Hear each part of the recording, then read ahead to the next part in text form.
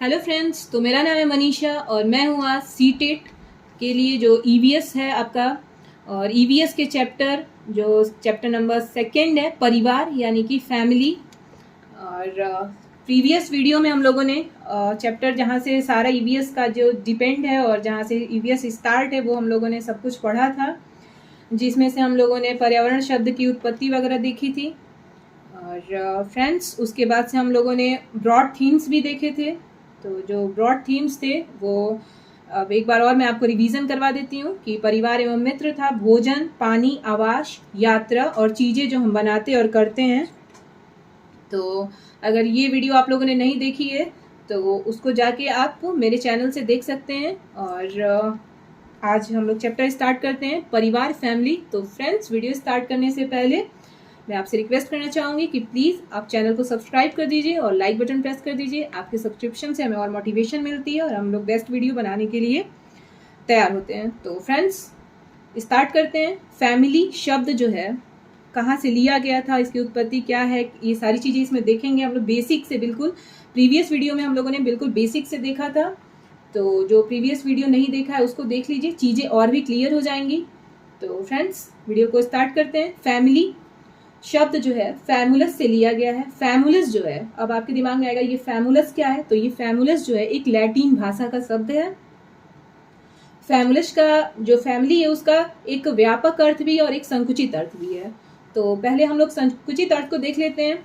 तो फैमुलस जो है, फैमुलस का हिंदी अर्थ होता है नौकर यानी अटेंडेंट और सर्वेंट। लेकिन फैमुलस का अर्थ जो ये नौकर या अटेंडेंट या सर्वेंट जो भी है, ये सिर्फ लैटिन भाषा तक ही सीमित रह गया है, अर्थात यह संकुचित अर्थ है। तो फ्रेंड्स, व्यापक अर्थ क्या है उसको समझते हैं। तो व्यापक अर्थ में परिवार जो है वो समाज की एक प्राथमिक इकाई है।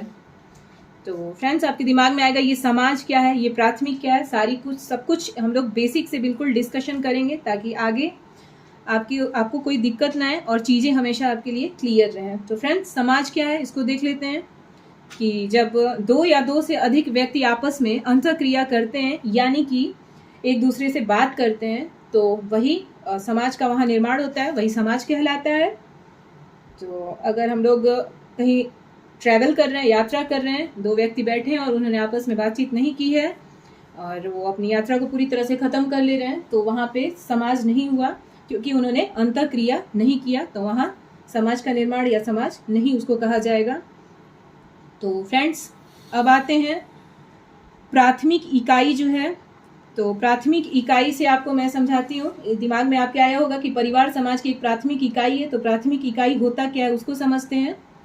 तो प्राथमिक इकाई से तात्पर्य सीधे संबंध यानी रिलेशन से होता है, जैसे कि माता या पिता से बच्चों के संबंध। तो फ्रेंड्स, आप माता को अपने माता ही कहते हैं और पिता को ये नहीं कहते हैं कि ये जो माता है मेरी वो मेरे पिताजी की पत्नी है, ऐसा नहीं होता है। हम लोग का डायरेक्ट उनसे रिलेशन होता है कि जैसे माता जी को हम लोगों ने माता जी का और पिताजी को हम लोगों ने पिताजी का। तो ये बच्चों से डायरेक्ट संबंध होता है, रिलेशन होता है। अब समझेंगे हम परिवार क्या है। तो परिवार की यहाँ बेस्ट डिफिनीशन मैंने देने की कोशिश की है, जो कि आपको एग्जाम हॉल में आपको इसकी वैल्यू पता चलेगी कि वहाँ पे आंसर जो है आपके बहुत ही बेस्ट तरीके से ट्रिक होंगे और आप आसानी से एग्जाम को क्रैक कर लेंगे। तो फ्रेंड्स, स्टार्ट करते हैं। परिवार क्या है। परिवार में माँ, पिता, विवाहित या अविवाहित बच्चे, दादा दादी, बुआ, चाचा चाची अपने उत्तरदायित्व की पूर्ति करते हुए स्नेह और प्रेम से रहते हैं, यही परिवार होता है। तो फ्रेंड्स, आपको परिवार का मतलब समझ में आ गया होगा। तो यहाँ सबके अपने अपने कार्य होते हैं और सारे कार्यों की उत्तरदायित्व सबकी होती है फैमिली में और उसका वो निर्वहन करते हैं और प्रेम पूर्वक रहते हैं, वही परिवार कहलाता है। फ्रेंड्स, आगे बढ़ते हैं। चूंकि परिवार में प्रत्येक सदस्य का अपना उत्तरदायित्व होता है, इसलिए इसे सामाजिक संस्था भी कहते हैं। अब आपके दिमाग में आएगा सामाजिक संस्था। तो जैसा मैंने स्टार्टिंग में ही आपसे बोला था कि हम लोग सब कुछ बेसिक से समझेंगे ताकि चीज़ें एकदम क्लियर हो, आपका कॉन्सेप्ट जो है एकदम क्लियर हो। तो फिर अभी इसको आगे देखते हैं। जैसे दादाजी के कार्य या उनका उत्तरदायित्व जो होता है, फिर पिता और फिर बच्चों का अपना कार्य होता है। जैसे पीढ़ी दर पीढ़ी है, दादाजी है, फिर उनके पुत्र यानी पिताजी और फिर उनके बच्चे। तो इन सब का अपना अपना कार्य होता है। तो फ्रेंड्स समझते हैं आगे। बच्चे का जन्म परिवार में, विकास भी यही होता है और अंत भी परिवार में ही हो जाता है। इट मीन्स परिवार में ही जो है बच्चा जन्म लेता है, यही उसका डेवलपमेंट होता है और अंत भी परिवार में ही हो जाता है। तो फ्रेंड्स अब देखते हैं समाजीकरण क्या है। तो समाजीकरण को समझते हैं। समाजीकरण एक ऐसी प्रक्रिया है जिसमें व्यक्ति या बालक सीखता है। इसमें बालक आदर्श, परंपरा, संस्कृति के अनुसार व्यवहार करना सीखता है। इट मीन्स वो अपने बड़ों से जैसा बड़े व्यवहार करते हैं वैसा ही सेम टू सेम बच्चा भी देख के सीखता है। और यहाँ पे एक ऐसा पॉइंट है जो लगभग हर बार क्वेश्चन पूछ लिया जाता है इससे, बालक की पहली शिक्षिका कौन होती है? तो बालक की पहली शिक्षिका माँ होती है। फ्रेंड्स क्वेश्चन ये भी आता है, तो अगर पहली शिक्षिका माँ होती है तो पहला शिक्षक कौन होता है? तो फ्रेंड्स शिक्षिका या शिक्षक, जो कि इंग्लिश में सिर्फ टीचर होता है, तो वो माँ ही होती है। या शिक्षिका पूछे या शिक्षक पूछे, यहाँ कंफ्यूज नहीं होना है। वहां पे आपको ट्रिक सिर्फ माँ को ही करना है, क्योंकि बालक की पहली शिक्षिका या शिक्षक जो है माँ ही होती है। तो फ्रेंड्स आगे बढ़ते हैं। जो कि ये प्राथमिक जो आपकी प्राथमिक संस्था है उसको प्रथम स्कूल या पूर्व शिक्षा का केंद्र या पूर्व प्राथमिक विद्यालय जो है, सब कुछ जो है ये परिवार को ही कहा गया है। यानी सामाजिक संस्था जो ये इकाई है यही से शुरू होती है। प्रथम स्कूल भी यही है, पूर्व शिक्षा का केंद्र भी यही है और पूर्व प्राथमिक विद्यालय भी यही है, यानी कि परिवार ही है। फ्रेंड्स आगे बढ़ते हैं। परिवार जो है किस किस तरीके से शिक्षित करता है? तो परिवार अनौपचारिक तरीके से शिक्षित करता है या सिखाता है, क्योंकि यहाँ पे कोई भी आपकी ट्रेनिंग नहीं होती है, कोई आपके लिए सुनिश्चित पाठ्यक्रम नहीं होता है और ना ही ऐसा होता है परिवार में कि कोई आपको जो भी काम है उसको एक निश्चित समय में पूरा करना होता है। तो फ्रेंड्स जो ये है ये इनफॉर्मल तरीके से आपको एजुकेट करती है। तो आते हैं अनौपचारिक शिक्षा और औपचारिक शिक्षा से भी आपके एक प्रश्न पूछ लिए जाते हैं। तो फ्रेंड्स स्टार्ट करते हैं। तो अनौपचारिक शिक्षा जो है इनफॉर्मल एजुकेशन, इसको इंग्लिश में इनफॉर्मल एजुकेशन कहते हैं। तो यह बिना पाठ्यक्रम, बिना किसी निश्चित स्थान के स्वतंत्र रूप से शिक्षा ग्रहण करने के अंतर्गत आता है। यह जन्म यानी कि बालक या बालिका जो भी हो, यह जन्म से लेकर मृत्यु तक चलने वाली प्रक्रिया है। तो आपको कनेक्ट करके याद करना है कि जब से हम लोगों का जन्म हुआ है और जब तक मृत्यु होगी हम लोगों को कुछ न कुछ नया हमेशा सीखते रहना है। तो ये इनफॉर्मल एजुकेशन के अंतर्गत आता है, जो कि फैमिली के अंदर होता है। तो फ्रेंड्स नेक्स्ट समझेंगे औपचारिक शिक्षा यानी कि फॉर्मल एजुकेशन। यह एक जटिल प्रक्रिया है। तो जाहिर सी बात है, जब सुनिश्चित पाठ्यक्रम होगा, एक आपको निर्धारित समय दे दिया गया रहेगा और उसी समय के अंदर कोई चीज पूरा करना होता है, तो वहां पे क्या होता है आपका वो एक प्रक्रिया जो होती है वो ये जटिल हो जाती है। तो फ्रेंड्स यह एक जटिल प्रक्रिया है, इसमें एक सुनिश्चित पाठ्यक्रम होता है जिसको एक निर्धारित समय में ही पूरा करना होता है। फ्रेंड्स आगे बढ़ते हैं। आगे हम लोग देखेंगे परिवार के प्रकार। तो परिवार के प्रकार को देखते हैं कि कितने प्रकार के होते हैं और उस प्रकार को भी हम लोग डिस्कस कर लेंगे, जिससे आपका कॉन्सेप्ट बिल्कुल क्लियर हो जाएगा। और अगर क्वेश्चन इससे पूछता है तो आप आसानी से इसको कर ले जाएंगे। फ्रेंड्स इसको भी कनेक्ट कर करके आसपास के अगर आपके रिश्तेदार, परिवार, इन लोगों से जोड़ जोड़ के इसको पढ़ना है और कनेक्ट करके पढ़ने से हमेशा दिमाग में चीज़ें रह जाएंगी। फिर आपको यहाँ पे रटने की वाली स्थिति नहीं लानी है, रटना नहीं है, बस इसको दिमाग में सेट करना है। तो आते हैं देखते हैं परिवार के प्रकार। तो एक हो जाएगा आपका विस्तारित परिवार और एक होगा आपका एकल परिवार। तो विस्तारित परिवार की इंग्लिश भी देख लेते हैं, एक्सटेंडेड फैमिली और न्यूक्लियर फैमिली। सॉरी यहाँ पे आप लोग करेक्ट कर लीजिएगा, यहाँ एक्सटेंडेड फैमिली जो है उसको आप लोग जो है ज्वाइंट फैमिली कर लीजिएगा। यहाँ पे मिसप्रिंट हो गया है, इसको आप लोग सही कर लीजिएगा फ्रेंड्स। फिर नेक्स्ट आते हैं एकल परिवार में।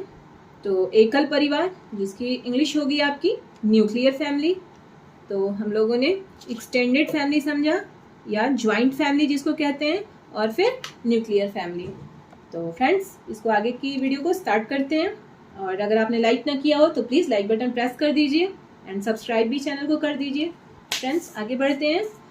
विस्तारित परिवार या संयुक्त परिवार। अब ये विस्तारित परिवार या संयुक्त परिवार या जिसको एक्सटेंडेड फैमिली कहते हैं या ज्वाइंट फैमिली कहते हैं, ये होता क्या है इसको समझते हैं। तो फ्रेंड्स, स्टार्ट करते हैं। विस्तारित परिवार के अंतर्गत कौन कौन आता है देखते हैं।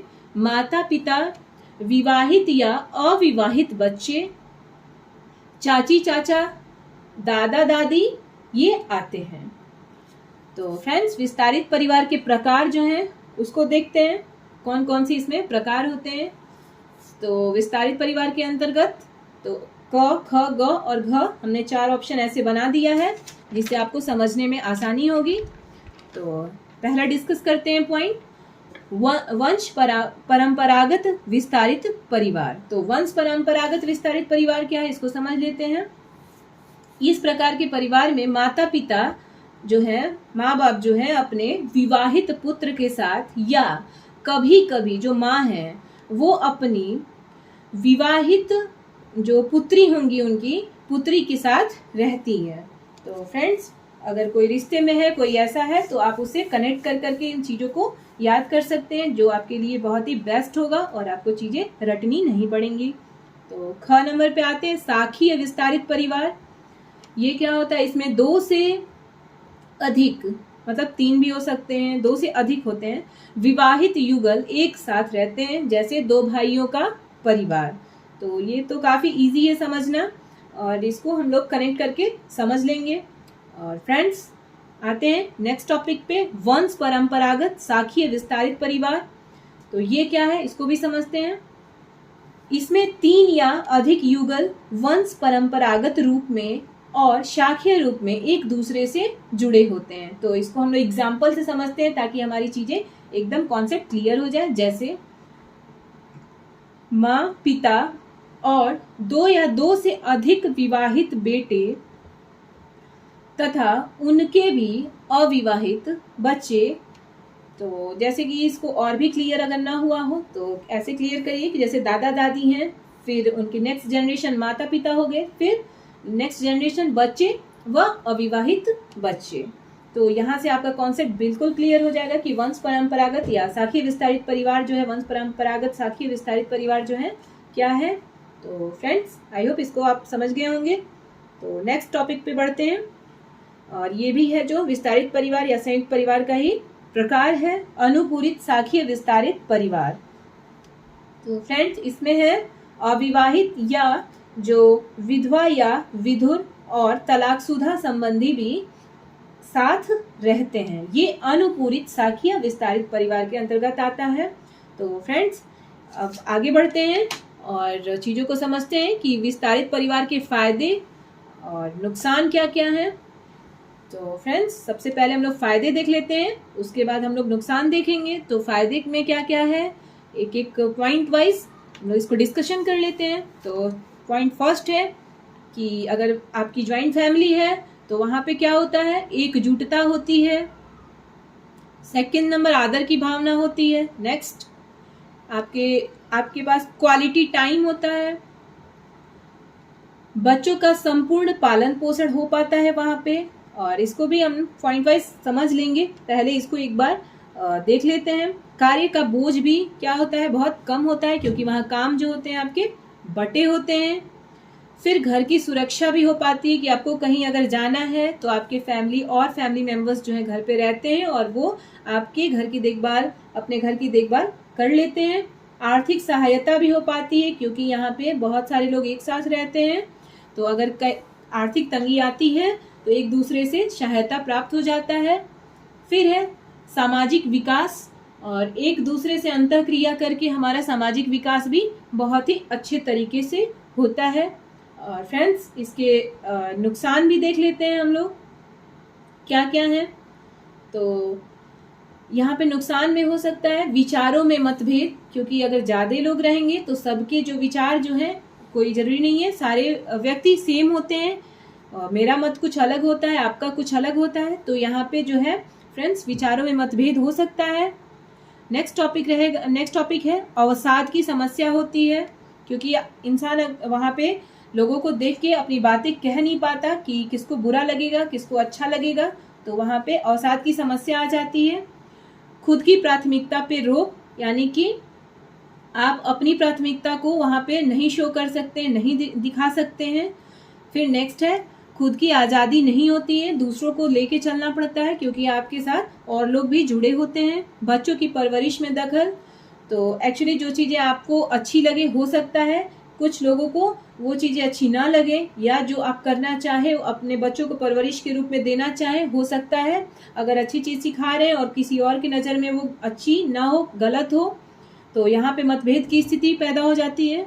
फिर आर्थिक मतभेद का डर भी रहता है, अगर सब व्यक्ति तो एक जैसा अर्निंग करेंगे नहीं, एक जैसा सबका अर्निंग रहेगा नहीं, तो वहाँ पे आर्थिक मतभेद का डर रहता है। और घरेलू हिंसा भी वहाँ पे देखा जाता है। तो घरेलू हिंसा पे मैं थोड़ा सा बताना चाहूँगी कि जॉइंट फैमिली और न्यूक्लियर फैमिली पर हुए एक शोध की माने तो ये पता चला है कि प्रतिशत के तौर पर 3.33% जो है महिलाएं एकल परिवार में घरेलू हिंसा की शिकार होती हैं, बल्कि अगर देखा जाए जॉइंट फैमिली का तो जॉइंट फैमिली में 19.09% होती हैं वहाँ पे घरेलू हिंसा की शिकार, जो कि जॉइंट फैमिली में इसकी जो परसेंटेज है इसका ज़्यादा है। तो फ्रेंड्स अब नेक्स्ट टॉपिक पे बढ़ते हैं। नेक्स्ट टॉपिक हमारा आएगा एकल परिवार। तो एकल परिवार के अंतर्गत क्या क्या आता है इसको देखते हैं। तो एकल परिवार, सबसे पहले एकल परिवार के प्रकार समझ लेंगे। एकल परिवार के अंतर्गत कौन कौन आता है, तो एकल परिवार के अंतर्गत माता पिता व उनके अविवाहित बच्चे आते हैं, मतलब कि जो जिनकी शादी बच्चों की नहीं हुई रहती है।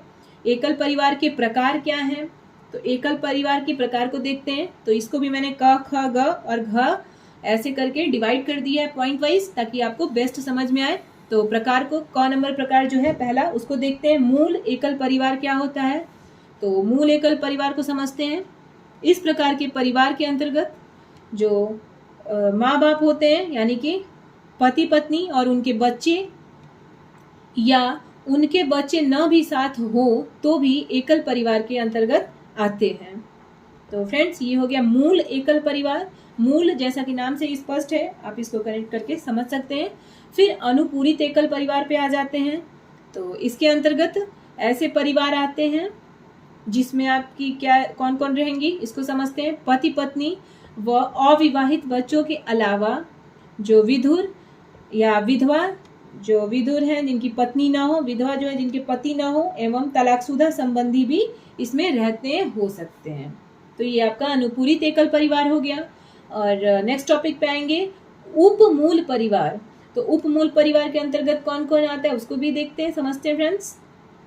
इस तरह के परिवार में कोई विधवा या विधुर अपने अविवाहित बच्चों या सगे भाई बहनों के साथ रहते हैं। इट मीन्स कोई जिनकी पत्नी नहीं है या जिनका पति नहीं है वो अपने अविवाहित बच्चों या सगे भाई बहनों के साथ रहने आ जाते हैं। एंड नेक्स्ट है आपका, और ये लास्ट है अनुपूरित मूल परिवार।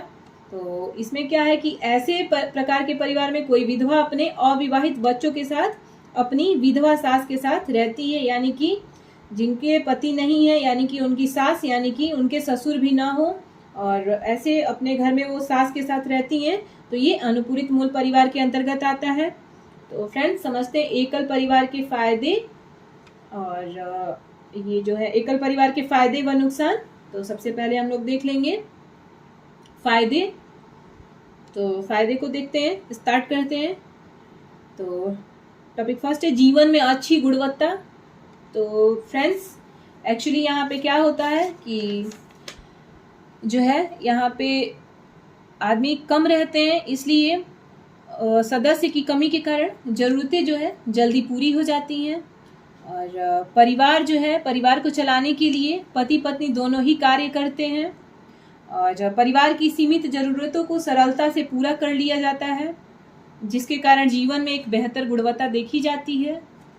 और फिर सेकंड है आपका शीघ्रता से निर्णय लेना, यानी कि जॉइंट फैमिली में जो है हम लोग बड़े बुजुर्ग वहाँ पे निर्णय लेते हैं, वहाँ पे हमारे पे डिपेंड नहीं होता है कि हमें क्या क्या करना है क्या नहीं, वही वो करते हैं, डिसाइड करते हैं।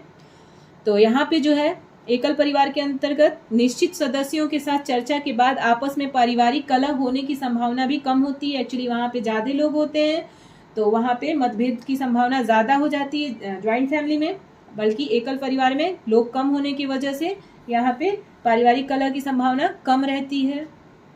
एंड नेक्स्ट है वैचारिक स्वतंत्रता, यानी कि एकल परिवार में अपने अपने ढंग से कार्य और विचार करने की पूरी स्वतंत्रता रहती है, जबकि संयुक्त परिवार की बात की जाए तो क्या होता है, वहाँ पे बड़े बुजुर्ग तथा अन्य लोगों की विचारधारा काफ़ी अलग या कहें कि रूढ़िवादी होती है, जिससे वैचारिक मतभेद की संभावना ज़्यादा हो सकती है।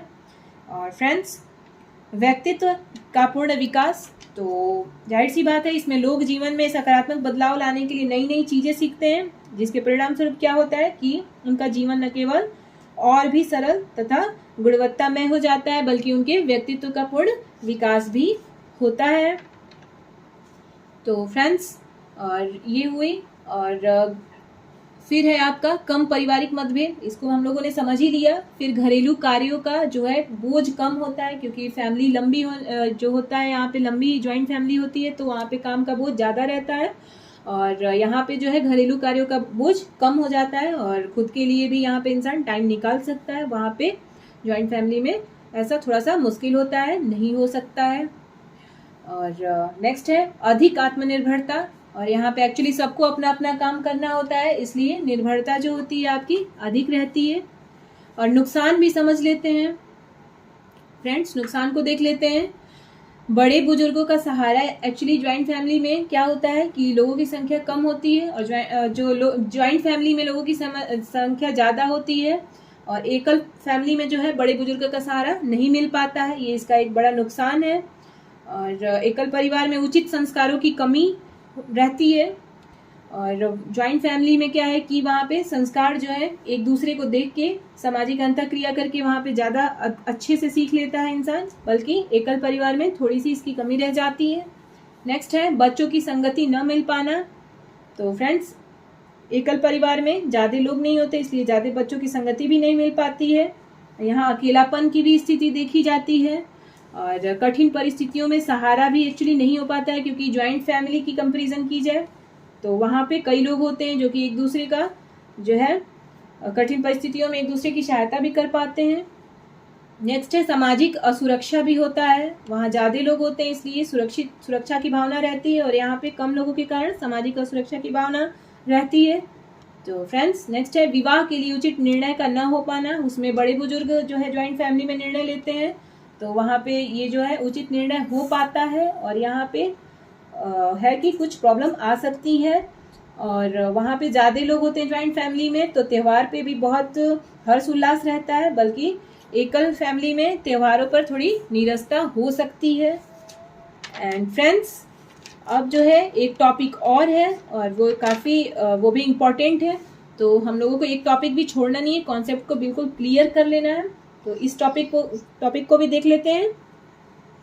तो जो पेज एवं मैकाइवर हैं, उन्होंने क्या किया था कि परिवार के कार्यों को विभाजित कर दिया था। तो मैकाइवर और पेज ने परिवार को कितने कार्य को भागों में विभाजित कर दिया था कार्यों को, तो 2 आवश्यक और अनावश्यक कार्य के रूप में। तो फ्रेंड्स, समझ लेते हैं कि जो आवश्यक कार्य है वो क्या है और जो अनावश्यक कार्य है वो क्या है। तो इससे आपको बिल्कुल क्लियर हो जाएगा। आवश्यक कार्य जो है इसेंशियल फंक्शंस, तो इसेंशियल फंक्शन के अंदर देख लेते हैं। तो इसको भी मैंने टॉपिक वाइज ऐसे नंबरिंग करके लिख दी है, क, ख और ग के रूप में, ताकि आपको चीज़ें अच्छे से क्लियर हो पाए। तो इसमें है जो कि जो आवश्यक कार्य है परिवार के, वो क्या क्या उनको करना होता है फैमिली के लिए। तो शिक्षण व्यवस्था, यानी कि जो है एजुकेशन सिस्टम जो है अरेंज करना रहता है अपनी फैमिली के लिए, और आर्थिक व्यवस्था भी करनी होती है, जैसे कि रोटी कपड़ा और मकान की व्यवस्था। तो इसको हम बोल सकते हैं arrangement of economic system. And फिर है लैंगिक व्यवस्था, यानी कि अरेंजमेंट ऑफ सेक्सुअल सिस्टम, शादी विवाह इत्यादि इसमें आते हैं। और फ्रेंड्स, अनावश्यक कार्य के अंदर यानी कि रिडंडेंट वर्क जो होते हैं उसके अंदर क्या क्या आते हैं उसको भी एक बार हम लोग देख लेते हैं। तो मनोरंजन के साथ साथ खेल कूद के साधन की व्यवस्था भी यहाँ की जाती है, यानी कि इंटरटेनमेंट एंड जो है provision of sports and equipment जो होता है, यानी कि जब बच्चे स्कूल से आते हैं तो उनकी खेलने की व्यवस्था वगैरह की जा सकती है। इसमें कुछ बच्चे, कुछ फैमिली बैकग्राउंड ऐसा नहीं होता है कि जो बच्चा है वो स्कूल से आता है तो उसे खेलने को ही मिले, और वो अपने जो परिवार के जो काम काज होता है उसमें भी हो सकता है वो लग जाए। लेकिन जो संपन्न परिवार है वो जो है मनोरंजन के साथ साथ खेलकूद के भी साधन मुहैया करा पाते हैं। और ये हो गया एक तो आवश्यक कार्य, एक अनावश्यक कार्य। तो फ्रेंड्स, आपको वीडियो अगर पसंद आई हो तो प्लीज़ चैनल को आप ज़रूर सब्सक्राइब कर दें, इससे हमें मोटिवेशन मिलता है, और लाइक बटन भी ज़रूर प्रेस कर दें। और फिर हम लोग नेक्स्ट वीडियो में सारा टॉपिक एक एक ईवीएस का जो है हम लोग क्लियर कर देंगे, और आपकी एग्ज़ाम के लिए सारी चीज़ें बहुत ही ईजी हो जाएंगी। तो थैंक्स फॉर वॉचिंग।